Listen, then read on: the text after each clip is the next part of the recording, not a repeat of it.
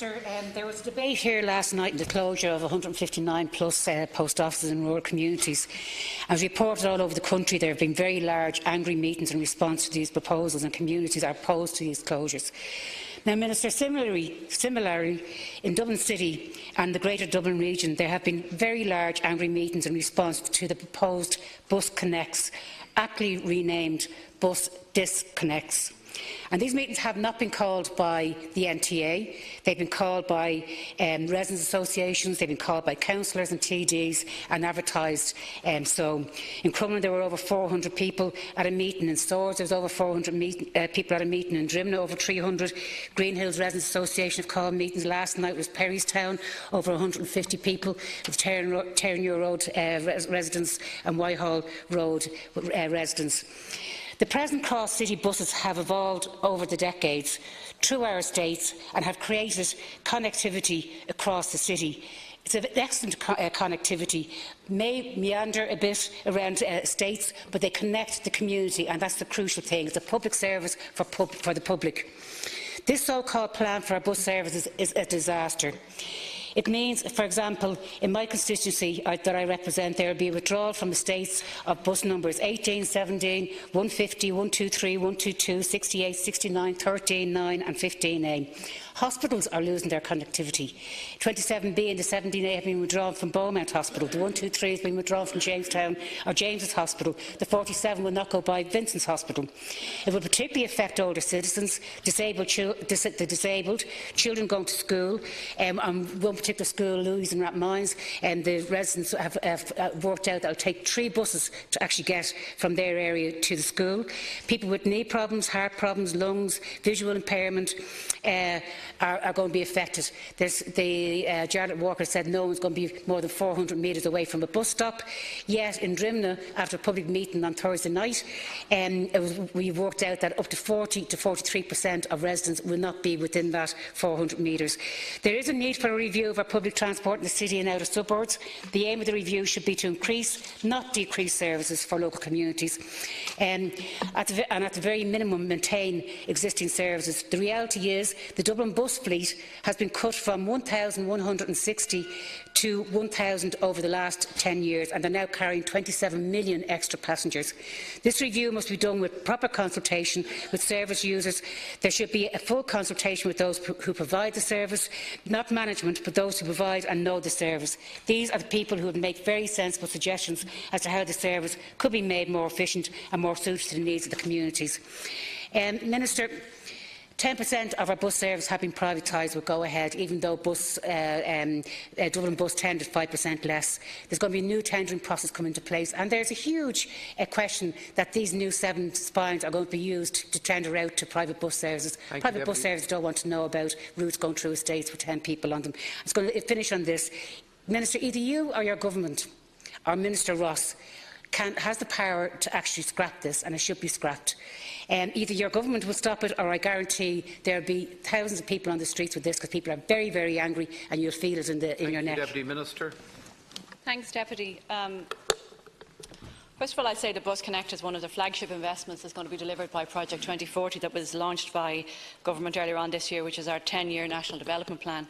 And the reports show that approximately 70% of people travelling into Dublin City each morning do so by sustainable and public transport, which is, I actually think, is very, very welcome. Well over half of the public transport trips are by bus, and 136 million passenger journeys take place every single year. And all this is proposing to do, all the NTA are proposing to do, is to improve those services, to allow people to spend more time with their families, or learning a foreign language, or doing whatever it is that people choose to do in their spare time, instead of spending hours and hours on public transport. So the one thing I will agree with you is that you said we have a need for a review. Well, that's exactly what this is, and we have a need for full public consultation, and that's exactly what this is. So I'll say, for the record, in June the NTA published a discussion document that focused on some 230 kilometres of continuous bus lanes across 16 core corridor or bus routes, and that's expected to achieve upwards of 40 to 50% of time travelling for the passengers that travel on those buses in journey savings times.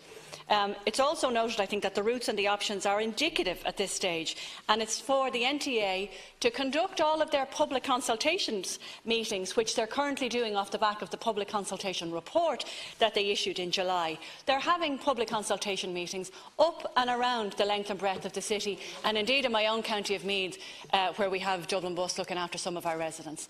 The purpose of these public consultation meetings is to hear either the objections, the concerns, or the praise for what it is they're trying to do, and absolutely more importantly for the NTA to get that information to be able to feed back into what will ultimately be the end design. The end design may be absolutely nowhere near what the initial public consultation document was put out to, and what's absolutely vital is all of the public meetings that you've just described and all of the people's views and feelings that are raised during those public meetings be brought to the attention of the NTA, so that when we get a final draft document to appraise and approve of, collectively and publicly, that we will have a better infrastructure for our public transport network, that we will have much less time for people to be sitting on buses going to or from either work or college or school every single day, and that people will have a better work-life balance because they will be spending more of their free time doing what they want with it as opposed to being sitting in traffic on a bus. Minister, when you drill down into this bus disconnects, you'll see that that is not what's happening. Communities are being cannibalised by their routes being pulled out of them. I'll give you one example. Stand at the bus stop in Wellington Lane for 1 hour. Buses at present, you have 354As, 415As, 450s, that's a total of 11 buses. With Bus Connect, you'll have 5 F1s and F2s and 3 D4s, a total of 8 buses. In areas, they've been halved at the routes and they're being proposed. Minister, the NTA have not done proper consultation, they haven't been advertised widely. We have done it. Councillors, TDs, public reps have done it. No, they haven't. There's been no consultation in Raheny, no consultation in Drimna, and I know that's across the city. I'm saying to you, Minister, your government should scrap this deal, or this proposal. They should scrap it, and your Minister should. You have the power to do it under Section 26 of the legislation, and it should be a proper consultation. Bus drivers weren't consulted about this with Jarlath Walker. He came in with these proposals, with remit of the NTA, and has been presented to the people. This deal should not be accepted. Money should be invested properly into the bus services as they are and develop them, but this should not be accepted and you should scrap it. Conclude on this matter. With the height of respect to you, you tell us that there was no public consultation, and yet you've just ended that we presented proposals to the people for their representative views. There's a meeting for 4 hours in Dublin tomorrow. There's a meeting for 5 hours in Dunboyne and County Meath on Friday. There have been meetings day after day after day for the last number of weeks. First of all, the report was issued in July. The consultation process report was issued in June. The consultation report was issued in July, and that's what we're having our public meetings on. And all you have to do is to go back to the local newspapers in Dublin and see the notices of the public meetings that are the public consultation that's been happening. The purpose of this is to improve the bus service, the public bus service that 136 million journeys relied on last year, to make it better, to make it more efficient, and to make people, actually more people, value the fact that they can get on a bus and get off the bus in the quickest jig time to get to and from work or wherever they're going. Your input is entirely valuable and wanted, and that's why we are doing a public process, a consultation process. And as I said, the end game may be nowhere close to the beginning game, but that's why our input is relied upon and is absolutely needed. Thank you, Minister.